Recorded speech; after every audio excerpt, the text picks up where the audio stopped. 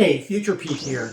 When I first recorded this video, it was about 2 years ago, and it was right before I had my total hip replacement. So now, with 2 years behind me and having 20/20 hindsight, I wanted to share some lessons learned and things that I might do a little bit differently. But before I get to that, I wanted to share a message of hope. If you're facing or recovering from total hip replacement, chances are you're going to have a great recovery and you're going to be able to resume all the things that you love and live your life to the fullest.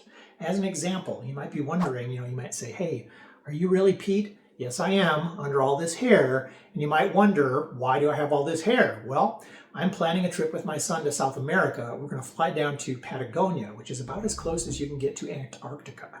And it's at the beginning of their winter, so it's going to be very cold, very windy, sort of harsh conditions. Before that, we're actually going to Peru, and we're going to hike to Machu Picchu.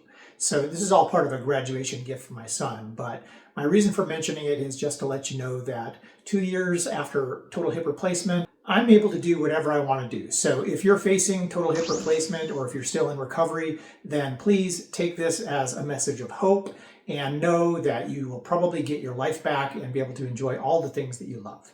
I wanted to share some great resources if you haven't already checked them out. I've made it easy by including links in this video's description. My website, hipvlog.org, contains lots of helpful resources, including an email system that'll send you timely tips and information directly to your inbox throughout your hip journey. So I hope you'll take a minute now to invest in your recovery by subscribing to my YouTube channels, website, and Facebook group. And if you like my content, please share it with others and check out my other YouTube channel, Game of Life 411. Before my own total hip replacement, I put a lot of emphasis on prehabbing. And I worked on strengthening my hip area, my quads, my legs, my glutes, all that sort of stuff. So I was doing lots and lots of exercises, outdoors, biking, hiking, etc. If I were to do it over again, I would probably do things a little bit differently. But there are some things I'd also do the same. For example, I did see a physical therapist, my trusted physical therapist, before my hip surgery, and he gave me some exercises to help me maintain flexibility and strength and prepare for a successful recovery after total hip replacement. So I still think those things are good, and you'll want to watch till the end of the video where I'll go over all those exercises that my PT gave me. But what would I do differently? Well, one of the things I would do differently is instead of focusing exclusively on like lower body, I would focus on overall fitness level, because I don't think that the lower body focus, strengthening quads and glutes and stuff like that, was actually necessary. If there's one thing I would probably do more of, it would be walking, because after total hip replacement, that's sort of the main thing you do as your recovery exercise. And I've never done so much walking as I did in recovering from total hip replacement. So doing some additional walking, as you're able, prior to your surgery, that will just help the rest of your body get used to it, and it'll be a little bit easier as you start to walk and walk more in your recovery period. Oh, hello there. One of the best pieces of advice that I can give you is to practice the things that are going to be difficult before surgery so that you find them easier after surgery when you're dealing with your hip. So one of those things is going to be getting up and down off the toilet and trying to do that without using your operative leg. Mine was my right leg. And, you can see here in my normal bathroom, I don't have any good handholds. So trying to get up and down without bending my leg is really difficult. So you have to kind of have something to grab onto, and then you're really doing a heavy duty squat on this leg and using your arms a lot. So what you really want instead is to have some handles or something you can grab on and use your upper body strength to try and lower yourself down or lift yourself up. So I hope you found this helpful. This was something that really surprised me, and I would strongly suggest that you give it a try. Just pretend that that leg is useless, that you have to keep it straight, and then try and do these daily activities. Hello, I'm a side sleeper, and one piece of advice that I would give you is that if you're a side sleeper, try to learn how to sleep on your back before you have your total hip replacement. I didn't do that. Nobody gave me that piece of advice, and so I really struggled because I can't really sleep on my back. And so I had to sleep on my side. Now, my surgeon said I could, but I couldn't sleep on my operative side because, with the incision and all that surgery having just happened, it was very, very uncomfortable. But I was able to sleep on my opposite side, and I use a body pillow. It's not here now, but I usually have that between my legs to keep things in place, and I use that for my shoulders. But sleeping on my side, exclusively on this one side for such an extended period, caused some problems, right? It caused some imbalances in my body. I messed up my elbow on this side that I was sleeping on, and my shoulders kind of got funky. So if at all possible, I would suggest that you try to learn how to sleep on your back. Based on your surgeon's recommendations, you may be able to sleep on your side, or maybe on your non-operative side, but still sleeping on your back would be ideal if you can figure that out. So the other thing I wanted to show you here while I'm in bed is one of those things that you should be practicing, and that would be using the leg lifter, or as I like to call it, the invisible dog walker. And I wanted to mention a couple things about that, because you can see it's got this nice shape down here and it's rigid, right? So it's steel inside this.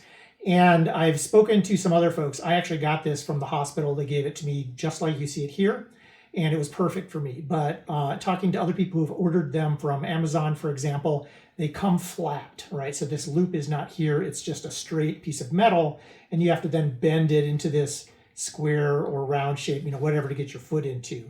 And what they told me is that it's super difficult to bend. It's, I guess, very strong steel. And, they jokingly said we had to take it to the blacksmith shop to get it shaped appropriately. So just be aware that if you do order one for shipping efficiency, I think they're always going to be flat. And you're going to have to figure out how to prise it open and shape it so it can be useful. But the way this works is actually pretty helpful, right? So you have your covers off, right? I'll just do that quickly. And if I were post-op pretty close, I wouldn't be moving around very quickly. It would all be very slow and ginger, and I'd be, not able to really move my operative leg on its own. You'd be kind of scooting things around. So what you do with this, though, is you loop it over your foot, right? And then you've got a nice little handhold here. And you keep your leg straight, and you just pull, right? And that sort of locking your knee, you're able to then move your leg side to side using your hand, right? And so then to get out of bed, you kind of take your non-operative leg and you move it over there, and then you take this and you move it like that, and then you kind of scoot your butt over, and then you move it a little bit more, and then I would try to sit up, right? And again, I'm keeping tension on this, and then I kind of try to move my butt more over toward the edge, and then you just lift this up and hold it out straight, and then lower it down, right? And that's basically how it works. And to get into bed, it's the opposite, right? You have it, you loop it over the end of your foot, right? And you pull to keep it, straight, lock your knee, keep your leg straight, and then you pull it and lift it up. You kind of rotate your body and get it onto your bed, right? And then you can kind of scoot over with your bum. So that's it, that's how it works. If you didn't get one of these from your hospital or from your doctor, I would highly recommend that you get one. You have other ways that you can manipulate your leg to get in and out of bed, which you can find in some of my other videos, like the post-op guide. For example, you can hook one leg under another leg, and there's some other things you can do, but you should still have this tool in your belt, right? You want to have this handy just in case you want to use it. 998. 999. 1,000. Man, barely even broke a sweat on that. So before your hip surgery, you definitely want to focus on some upper body strengthening, because you're going to need your upper body strength for all kinds of things that you don't normally need it for, because you can't use your hip, your lower body is going to be restricted, and you're going to be relying on upper body strength for a lot of things. So do that as part of your prehabbing so that you can have a quick and successful recovery from total hip replacement. The other thing I wanted to show you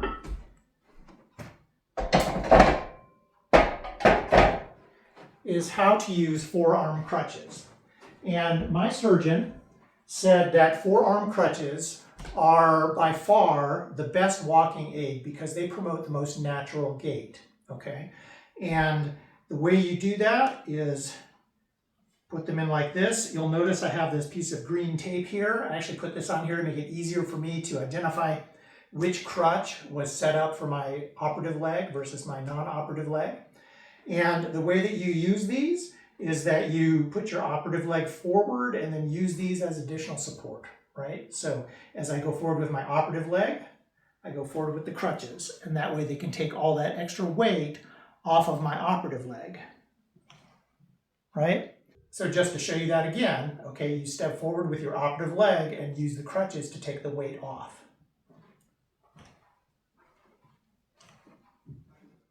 And I wanted to add a final note here about the forearm crutches. My surgeon actually recommended that I practice using these before my surgery, and I have to say that that was great advice. And that's why in this video I've also recommended you practice some other things before surgery.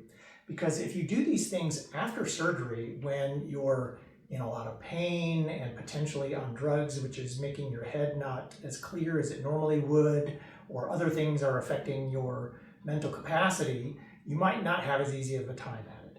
So with the forearm crutches, that was very important, not just walking like this, but also learning how to use them to navigate steps, how to, what to do with them when you're getting in and out of a car, because you need to get in the car and then figure out what to do with the crutch and all that kind of stuff. So it's actually very helpful to practice using these things in day-to-day activities, even for a week or two before you have your surgery. The other thing is that using them, you're using different muscles, and so using them in advance, those muscles are going to get used to it, right? So you might be using some forearm muscles, you might be using some shoulder muscles and things like that. So you don't want to be dealing with pain there and potential problems there at the same time you're trying to heal, right after your total hip replacement. So do all this stuff beforehand, practice ahead of time. So if you practice all these things before surgery, then hopefully after surgery, everything will go smoothly.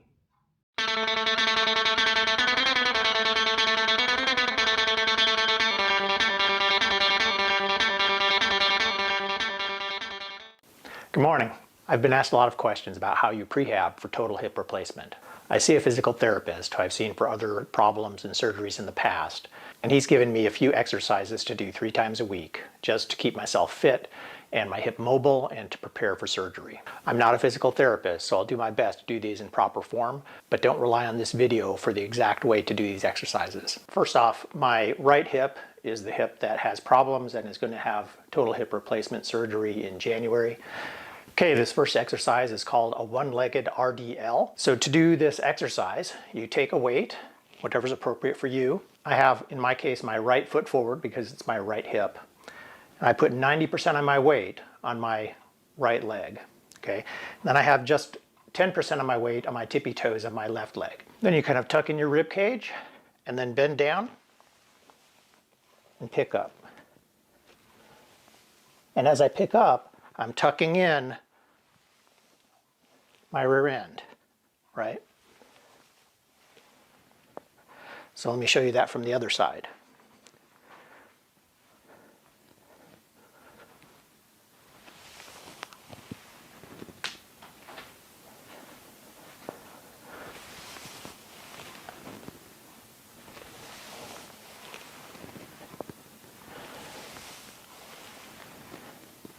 And that's going to help strengthen my hip joint, my glutes, and everything, which will help me maintain mobility now and help me prehab for surgery later and hopefully a speedy recovery.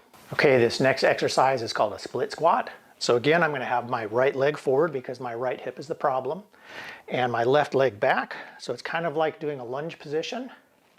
Okay, I'm going to then bend forward, and I have the chair here for stability, just in case I lose my balance. Okay, and bend down like this and do a squat. And again, I'll do about 15 of these, probably 2 sets, 3 times a week.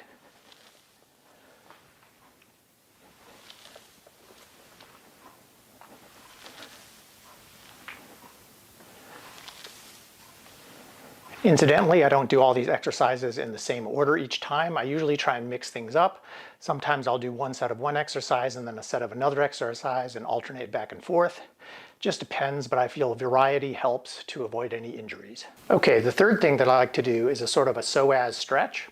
So again, I'll do this on both sides. Those other exercises I just do for my right side primarily to keep that area mobile and good blood flow. So I kneel down on my right knee. I've got a yoga block here to give me a little bit of cushioning. And then I put my left leg forward, and I just kind of tilt forward with the right side with my right hip. giving a nice stretch right here. And I'll hold this for about 30 seconds. Do this 2 or 3 sets.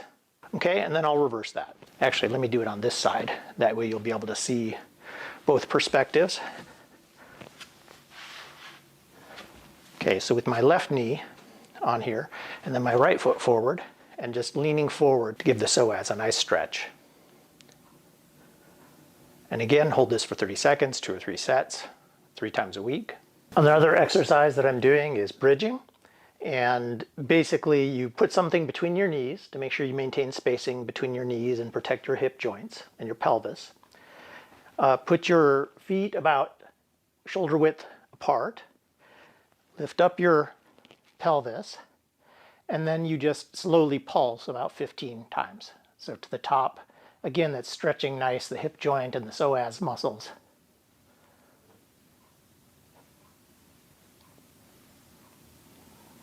This is called a bridge, and you can find lots of great videos on how to do these properly.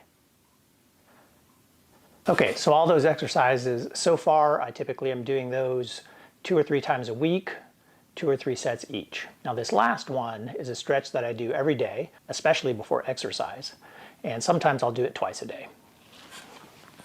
So again, I'm using this ball or a yoga block for space between my knees and to maintain the integrity of my hip and pelvis. Okay, so you lay down with my left leg at a 90-degree angle to this chair. And then I put my right leg in the same angle up here, right? And I put this ball or the yoga block in between my legs.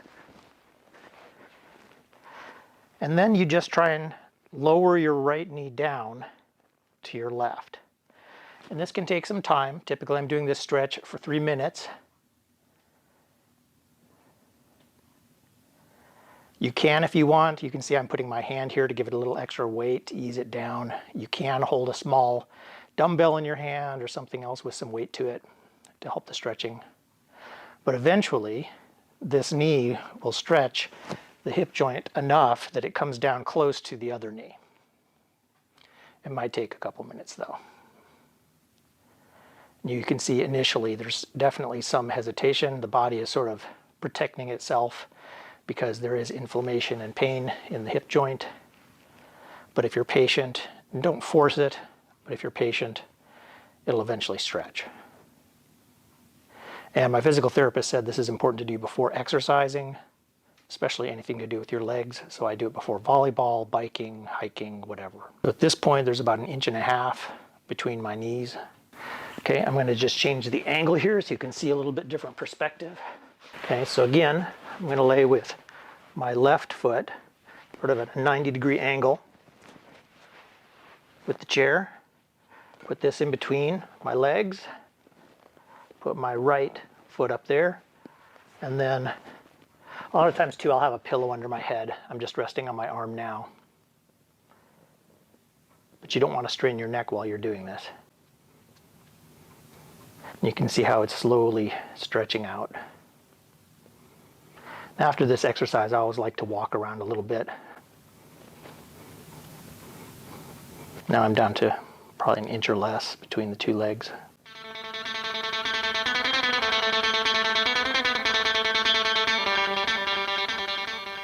Okay, and usually when I'm done with this stretch, I kind of move slowly. I don't want to strain anything.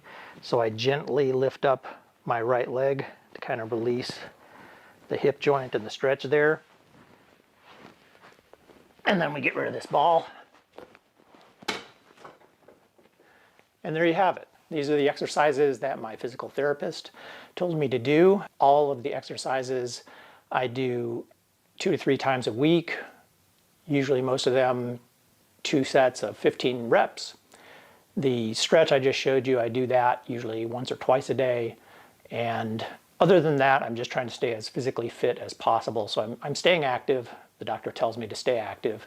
It's good for the joint, gives it blood flow, keeps everything moving, keeps it mobile. My understanding is that with arthritis, the less mobile you are, the less active you are, the worse it actually is, and it progresses negatively faster. So I hope you found this helpful.